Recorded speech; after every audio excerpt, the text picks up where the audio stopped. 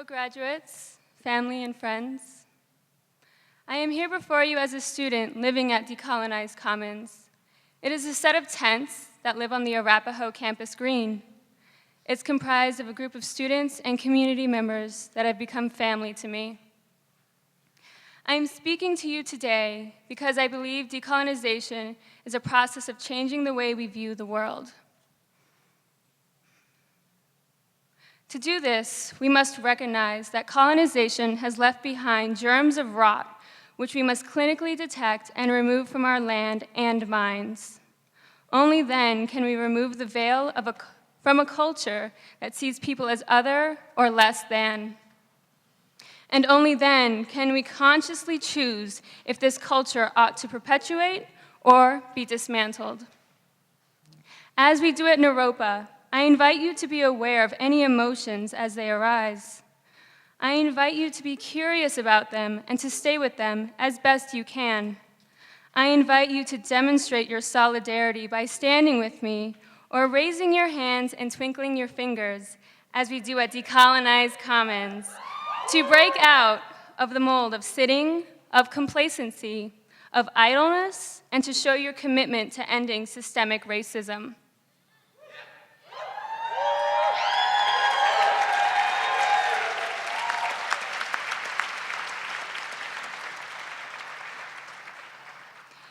We began Decolonized Commons with the purpose of ending racial injustice. Rather instantly, I knew this was much larger than racial injustice. This movement is a transformation of culture. Because in the United States, racism exists, but racists are gone. How can that be? Where is the accountability? I am here because I believe in this university, but I want us to stop fooling ourselves. Injustices aren't just happening out there, but right here.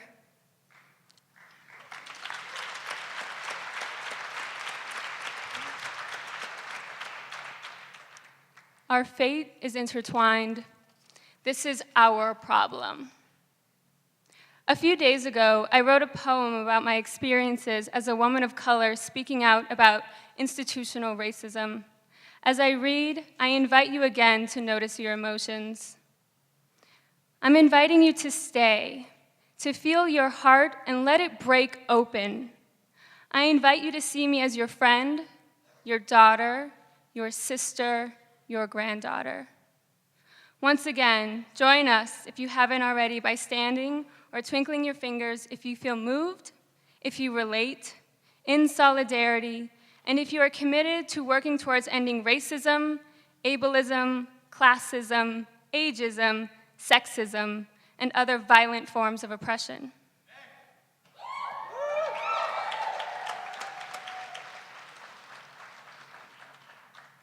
If I were a tree, would you see me? If I were a tree, would you fight for me? Your incessant questioning of my pain infuriates me. The ease to which you stereotype me sickens and frightens me.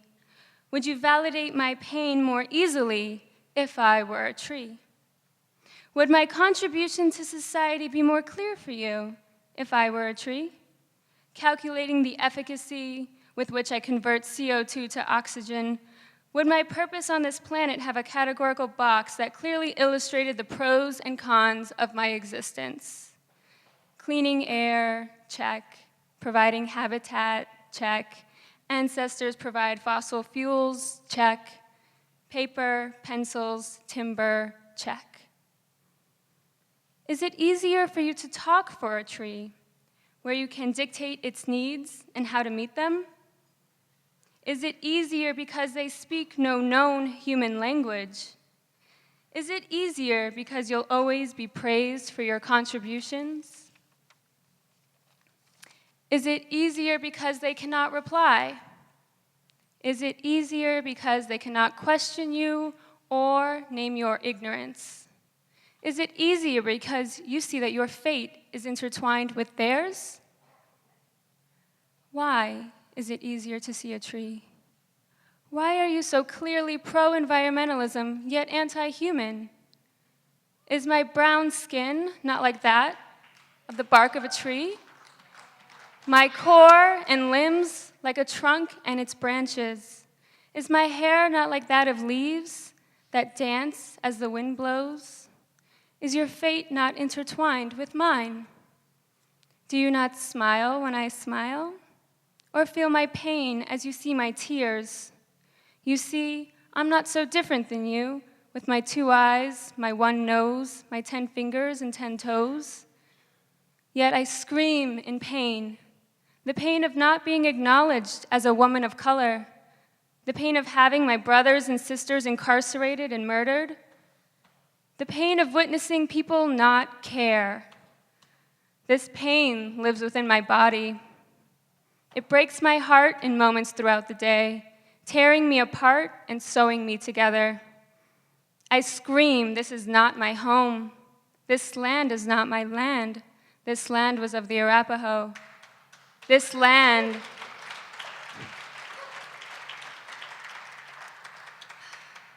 has been colonized. I scream to be seen. See me as a human being. See me as someone you love. See me as deserving, just like you.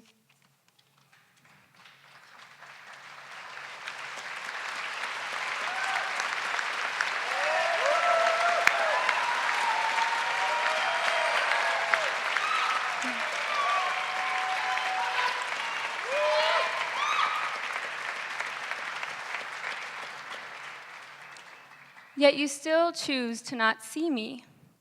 Would it make a difference if I were the sycamore tree? Our efforts to be stewards of justice are not isolated from one another. Environmentalists are no different from those of us who demand racial justice. One movement cannot live without the other. We cannot pick and choose what matters to show up for. We have to show up for it all. A person with a decolonized mind accepts their past, loves their present, and creates their future, regardless of what stands in their way. Thank you.